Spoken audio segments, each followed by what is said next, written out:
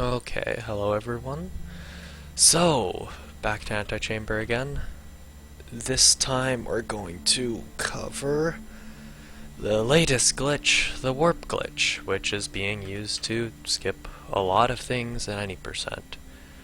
Basically, we barely even play the game anymore. So, before I cover technicals and things, there are some rebinds you should do that are available in the guides, or in the Discord, or basically anywhere you could possibly look, even in a paste bin, that explain things you might want to rebind. For the purpose of this demonstration, shooting is bound to scroll down, and then scroll up is bound to picking up cubes, which is going to be important for some of these tricks. As well, this trick can be done with the lag glitch or without the lag glitch, which you can also find out about through our guides.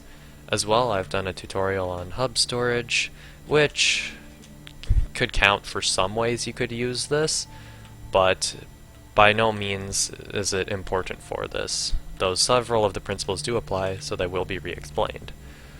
First of all, should probably show how it's done in the any percent route.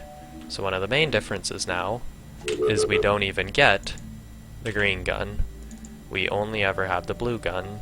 And this trick, it's difficult. It's a lot of timing based things. So I'm going to fail it a couple times here, just because that's how it is. But the short idea of this is that you want these cubes, which are being placed down, to cover up the spawn so that when you spawn in, you are basically crushed by the cubes. And this ends up giving the effect we intend for, which lets us basically skip to the end of the game. This is where it is done in the any percent route. This is probably one of the harder ways to do it as well.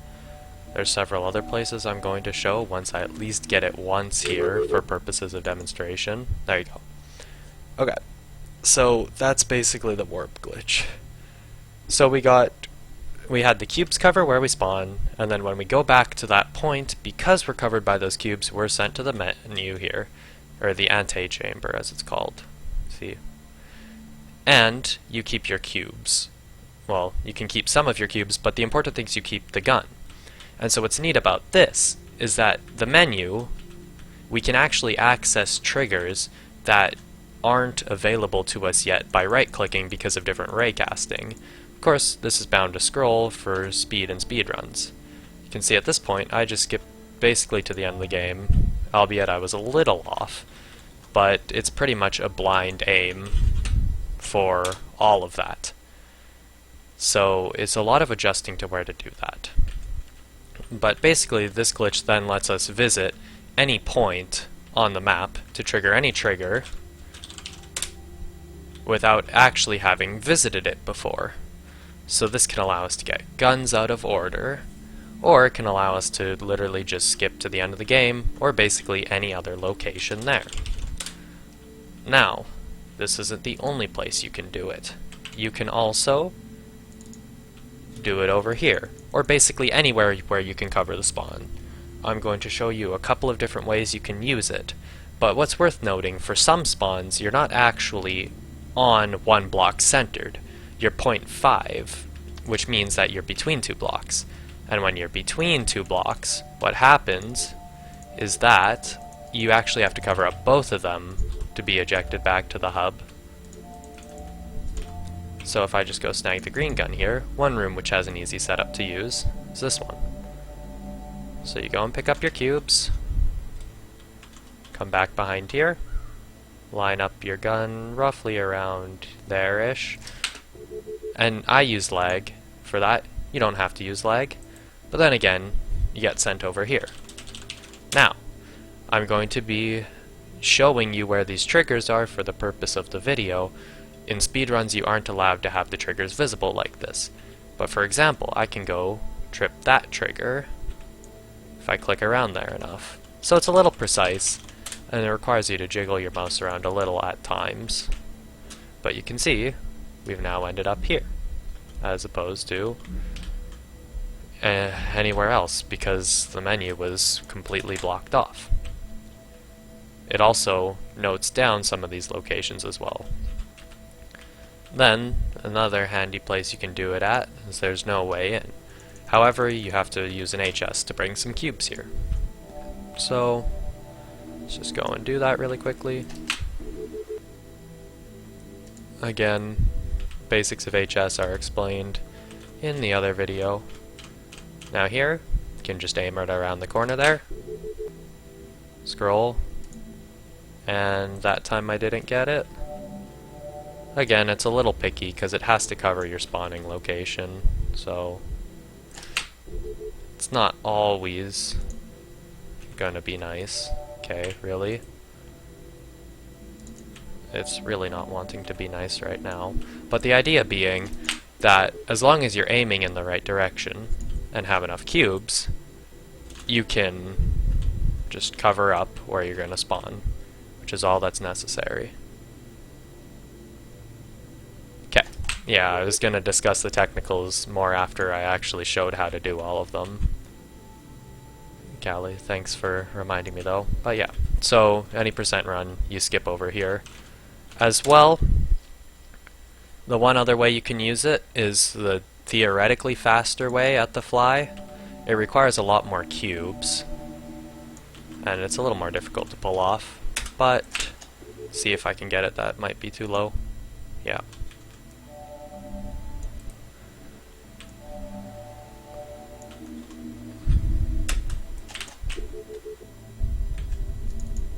Too low. Okay.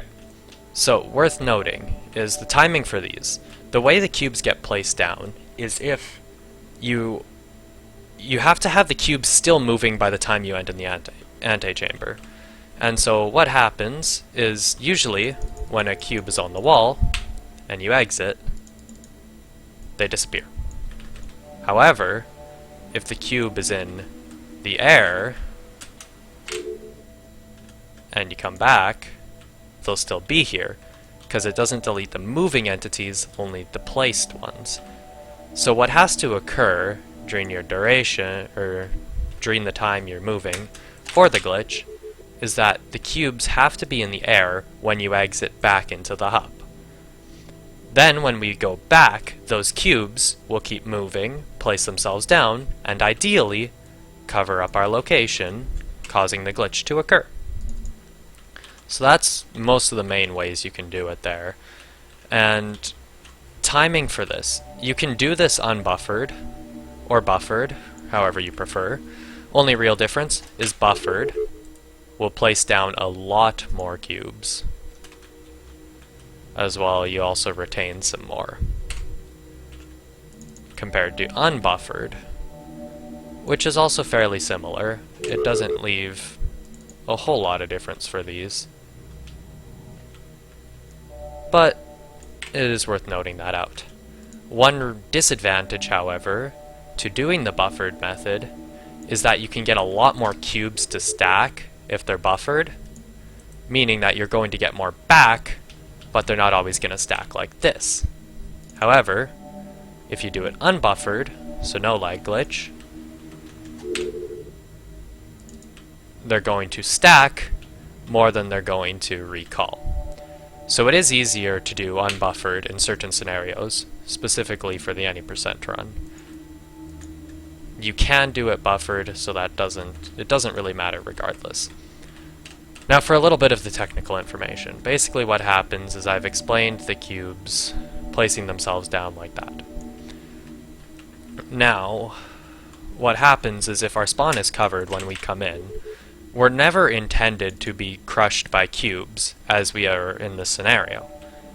And so, when we do end up getting squished by these cubes, thankfully, a different scenario triggers than if I'm to squish myself with cubes by just building one around me.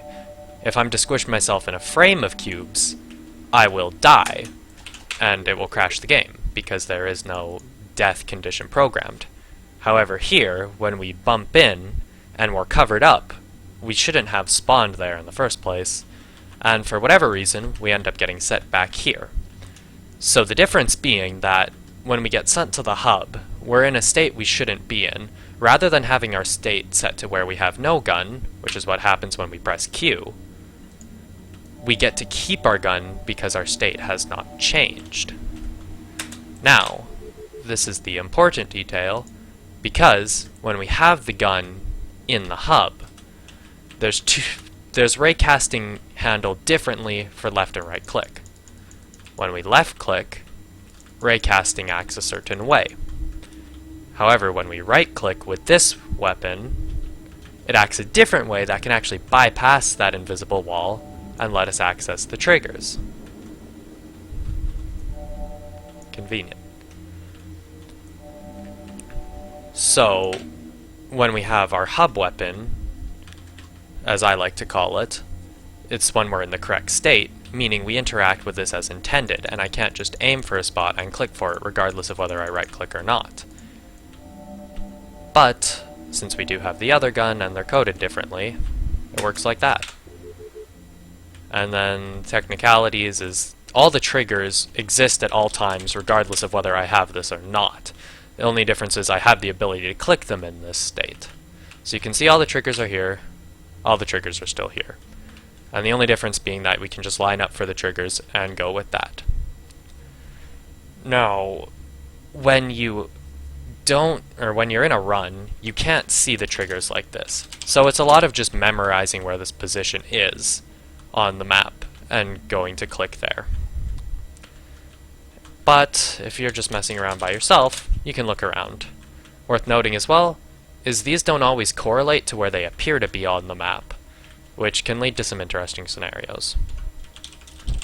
And that should be everything. So the timing's a little different for HS and Warp. HS you want to basically leave as soon as possible. Warp, especially in the any percent run, there's a bunch of different things that have to occur. You have to have time to shoot them, you have to have time to hit this, and they also need to stack. So it's a lot of getting a feel for the time, and it's not like HS where it's get it out as fast as possible.